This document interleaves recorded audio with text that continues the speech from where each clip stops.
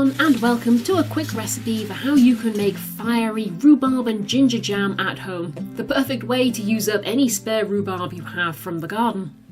Firstly, here are the ingredients.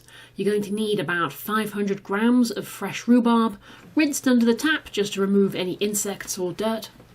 500 grams of sugar, that's castor or granulated. 50 grams or so of fresh ginger, and 1 lemon. So in order to make your jam, you need to cut your rhubarb into chunks about 1 inch in length. Put these into a large pan over a medium heat just to start them sweating, and if you find they start to stick to the bottom, then you can just add a couple tablespoons or so of water to keep them moving. Next, add your sugar and bring everything to a rolling boil so that the rhubarb can cook and start to disintegrate. Meanwhile, juice the lemon and then add this into the pan as well. Then remove the skin from the ginger and chop this down as finely as you can.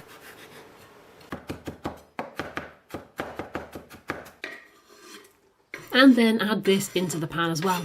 Now boil everything for about 20 minutes, or until it really starts to thicken up so that it's going to make a nice firm jam. If you boil the mixture until the ginger completely disappears, you will have a warm, gingery tasting jam. On the other hand, if you leave it in little chunks so that you can see them, you'll find it has more of a fiery taste. Once it reaches your desired level of fieriness, decant your jam into sterilised jars and it's ready to eat as soon as it's cooled down. Unopened, these jars of jam will last for many years in a dark cupboard. Anyway though, that's exactly how you make fiery rhubarb and ginger jam. Happy crafting everyone, and I'll see you again soon. Bye bye!